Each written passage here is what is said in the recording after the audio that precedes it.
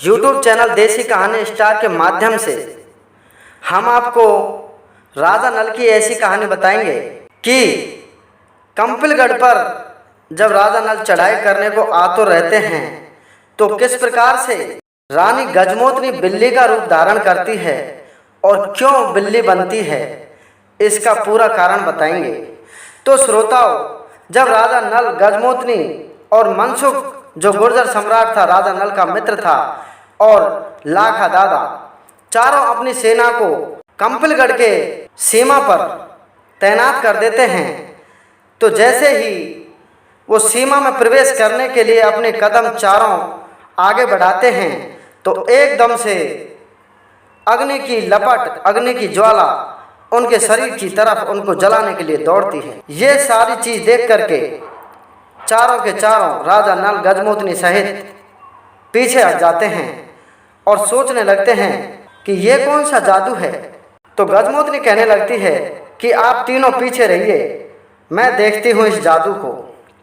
तो श्रोताओं, जैसे ही गजमोतनी उस जादू पर अपने मंत्रों को पढ़कर फूंकती है तो उस पर कोई प्रभाव नहीं पड़ता है, क्योंकि कंपिलगढ़ का राजा फूल सिंह माता काली का भक्त था और काली के द्वारा पढ़े हुए मंत्रों के द्वारा उसको कंपिलगढ़ की जो सीमा थी उसको नाकाबंदी की तरह कर रखा था। आज के ज़माने की माइंस जैसे होती है, माइंस बिछा रखी थी चारों तरफ। श्रोता, पुराने ज़माने की वैज्ञानिक व्यवस्था आज के ज़माने से हजारों गुना बड़ी थी, हजारों गुना आगे थी। वो जादुई टाइप की माइंस थी जो आज माइंस बिछाते हैं उसके ऊपर पैर रखते ही इंसान उड़ जाता है। तो श्रोताओं, गजमोतनी अपने मंत्रों को फूंकती है लेकिन उस माइंस पर कोई असर नहीं पड़ता है, उस अग्नि पर कोई असर नहीं पड़ता है। तो क्या होता है, रानी गजमोतनी अपनी माता काली को याद करती है और इधर राजा नल भी माता काली को याद करते हैं। तो क्या होता है श्रोताओं, जब ध्यान मुद्रा में गजमोतनी काली के ध्यान में लग जाती है तो माता काली गजमोतनी को दर्शन देती है और एक अदृश्य आकाशवाणी होती है कि हे गजमोतनी, इस अग्नि का तोड़ काली माँ के मंदिर में एक घड़े में जल भरा हुआ है, अमृत जल बोलते हैं उसको लेकर के आपको आना है, लेकिन कैसे लाना है अब ये आपकी बुद्धि और विवेक पर, आपकी 14 विद्याओं पर निर्भर करेगा। तो श्रोताओं, माता काली ने रास्ता तो बता ही दिया। चारों के चारों गजमोतनी, राजा नल और मनसुख गुर्जर और लाखा दादा माता काली के मंदिर में चले जाते हैं। तो क्या होता है श्रोताओं, माता काली के मंदिर में सैकड़ों किलोग्राम का एक ताला लटका हुआ था दरवाजे पर। ताले को देखकर वो खींचने लगते हैं लेकिन ताला टस से मस नहीं होता है। गजमोतनी जब इधर उधर देखती है तो एक पंडित, एक पुजारी जो मंदिर की पूजा करता था, वो उस जल की रक्षा के लिए कंपिलगढ़ के राजा फूल सिंह ने लगा रखा था कि अगर इस जल को कोई भी चुरा कर ले गया तो तुझे मृत्यु दंड दिया जाएगा। पुजारी मृत्यु दंड के भय से ताला लगाकर एक छोटी सी चाबी थी उस ताले की, उसको अपने मुंह में डालकर सोता था। रात्रि का समय था श्रोताओं, गजमोतनी को पता चल गया था कि इस ताले की चाबी इस पुजारी के मुंह के अंदर है, क्योंकि गजमोतनी ने अपनी 14 विद्याओं के गुण से उस चाबी का पता लगा लिया था।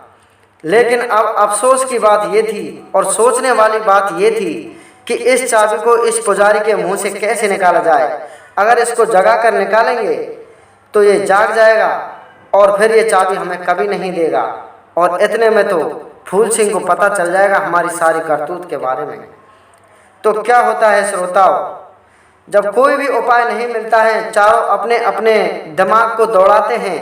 राजा नल बहुत दिमाग लगाता है, उधर मनसुख गुर्जर बहुत दिमाग लगाता है, लेकिन किसी की भी पेच उस चाबी को निकालने के लिए नहीं पड़ती है। तो श्रोताओं, आखिरकार गजमोतनी को ही एक युक्ति सूझी। मंदिर के चारों तरफ, पुराना मंदिर था, चारों तरफ चूहे दौड़ रहे थे। कोई चूहा इधर भाग रहा था, कोई चूहा उधर भाग रहा था। तो क्या होता है श्रोताओं, गजमोतनी चूहों को देख करके एकदम से अपनी 14 विद्याओं के बल पर बिल्ली बन जाती है और बिल्ली बन करके एक छोटे से चूहे को अपने पंजों में दबा लेती है और उसके गर्दन पर अपना पंजा रखकर उसको मार देती है। चूहा मर जाता है श्रोताओं। तो क्या होता है, गजमोतनी मरे हुए चूहे को लेकर के उस पंडित के पास आती है, उस पुजारी के पास आती है जिसके मुंह में उस मंदिर के ताले की चाबी रखी हुई थी। बिल्कुल शांति से दबे पैर आकर के पुजारी के पास में आकर बैठ जाती है। पुजारी गहरी नींद में सोया हुआ था और गजमोतनी चूहे को हाथ में पकड़ करके उसकी पूंछ को पुजारी की नाक में दे देती है। पुजारी की नाक में जैसे ही चूहे की पूंछ जाती है तो पुजारी एकदम से नींदों में तो था ही, जोरदार छींक छींकता है और जैसे ही छींक आती है पुजारी को मुंह से चाबी निकल के बाहर चली जाती है और पुजारी वापस सो जाता है। उसे पता ही नहीं था कि कब उसकी नाक में चूहे की पूंछ घुसी है और कब उसने छींक के साथ में और चाबी को बाहर फेंक दिया। जब चाबी बाहर निकल कर आ गई तो गजमोतनी ने उस मंदिर का ताला खोल करके उस अमृत जल का घड़ा उठाया और जहाँ पर भी सीमा पर जो अग्नि की सीमा थी, कंपिलगढ़ के चारों तरफ में उस जल के छींटे दे दिए। घोड़े पर सवार होकर जल का घड़ा हाथ में ले लेती है और छींटा देते हुए कंपिलगढ़ के चारों तरफ छींटे दे करके उस अग्नि को शांत कर देती है। तो श्रोता, जब अग्नि शांत हो जाती है तो गजमोतनी आराम से राजा नल और उसके मित्र के साथ में कंपिलगढ़ में प्रवेश कर जाते हैं।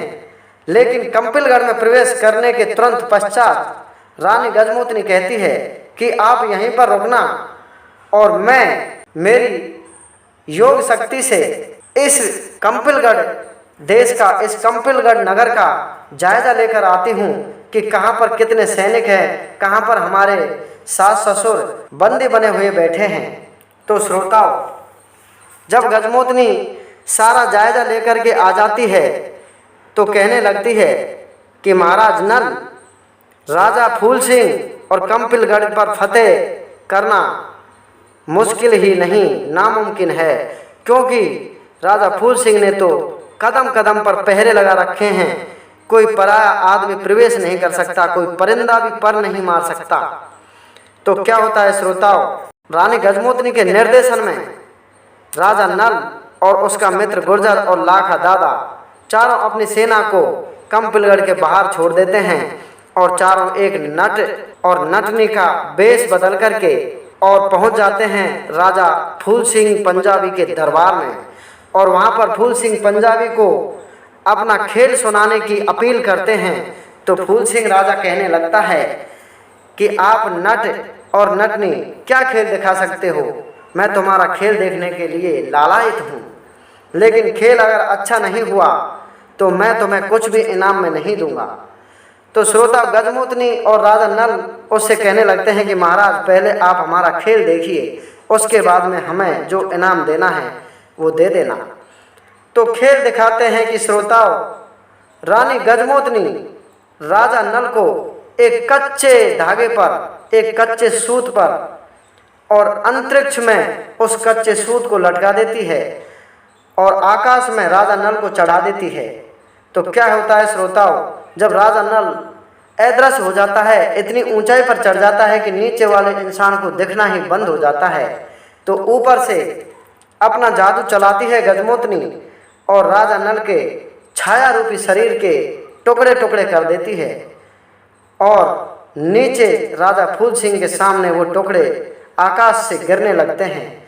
तो आकाश से जब राजा नल के टुकड़े टुकड़े होकर गिरने लगते हैं तो रानी गजमोतनी विलाप करके रोने लगती है और कहती है कि महाराज फूल सिंह, मेरा पति तो मर गया, मैंने तो आपको खेल दिखाना चाहा, लेकिन मुझे क्या पता मेरा पति ऊपर जाकर किसी पराई छाया में आ जाएगा और पराई आत्मा ने उसके टुकड़े टुकड़े कर दिए।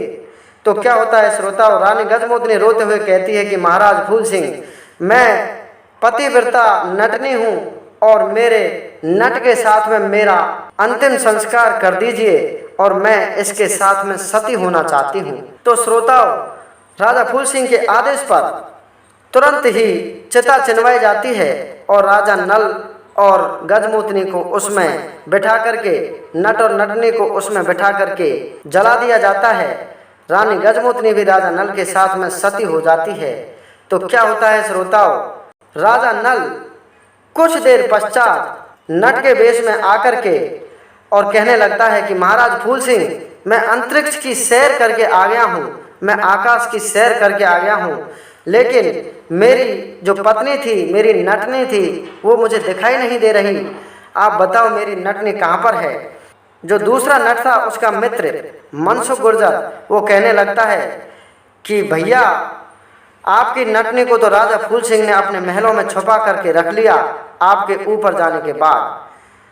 तो फूल सिंह कहने लगता है, यार कैसी बात कर रहे हो भले आदमी, मैं आपकी नटनी का क्या करूँगा। तो राजा नल नट के बेस में तो था ही, कहने लगता है कि महाराज, आपके महलों में मेरी रानी है, मेरी नटनी है, आप कहो तो मैं आवाज़ लगा करके उसे बुला लूँ। तो राजा फूल सिंह कहने लगता है कि आप अगर मेरे महलों में से आपकी नटनी को निकाल दें और आवाज़ लेकर बुला दें तो मैं आपको वचन देता हूँ, आज आप मुझसे कुछ भी मांग लेना और मैं आपके लिए मेरा राज्य भी दे दूँगा। ये मेरा आपसे वचन है, मेरा वचन कभी मिथ्या नहीं जा सकता। तो क्या होता है श्रोताओं, जैसे ही राजा नल, नट रूपी राजा नल अपनी नटनी को आवाज़ मारता है तो नटनी छम छम करती महलों से निकल के आती है। छम छम करती हुई जब नटनी महलों से निकल कर आई तो राजा फूल सिंह के पैरों तले से जमीन निकल गई और कहने लगा कि वास्तव में हे नट, मैं आपके खेल को मान गया और मैं आपके लिए मेरे वचन के अनुसार आप कुछ भी मांग लीजिए, मैं आपको देने के लिए तैयार हूँ। तो क्या होता है श्रोताओं, जो राजा फूल सिंह था, उसकी बेटी सरवती के पास में एक जादुई पिटारा था। पिटारे के अंदर में बहुत बड़े जादू थे। तो राजा नल फूल सिंह से कहने लगता है कि महाराज, हम तो नट हैं, हम तो नट भेड़िए हैं, हमें तो खेल करना है और ऐसे ही करतब दिखाने हैं जैसे आपको दिखाए हैं, इसलिए आपकी बेटी सरवती का जो जादुई पिटारा है हमें वो दे दीजिए और हम उसको लेकर के और भी देशों में जाकर के अपने खेल को बड़े रूप में दिखाना चाहते हैं इस जादुई विद्या के माध्यम से। तो राजा फूल सिंह कहने लगता है कि ये छोटा सा पिटारा है, इसको ले जाओ, हमारे क्या काम आएगा, हम तो वैसे ही काफ़ी जादू जानते हैं। तो क्या होता है श्रोताओं, सरवती के जादुई पिटारे को रानी गजमोतनी ले लेती है और उसको लेकर के कंपिलगढ़ महल के बाहर आ जाते हैं, कंपिलगढ़ की सीमा के बाहर आ जाते हैं, जहां पर अपनी सेना ठहरी हुई थी। चारों तरफ सेना का घेराव कर लिया था उन्होंने और अब उस जादुई पिटारे के माध्यम से वो किस प्रकार से कंपिलगढ़ पर चढ़ाई करेंगे, इस कहानी को मैं श्रोताओं आपको अगले एपिसोड में बताऊंगा। तब तक के लिए जय हिंद, जय भारत।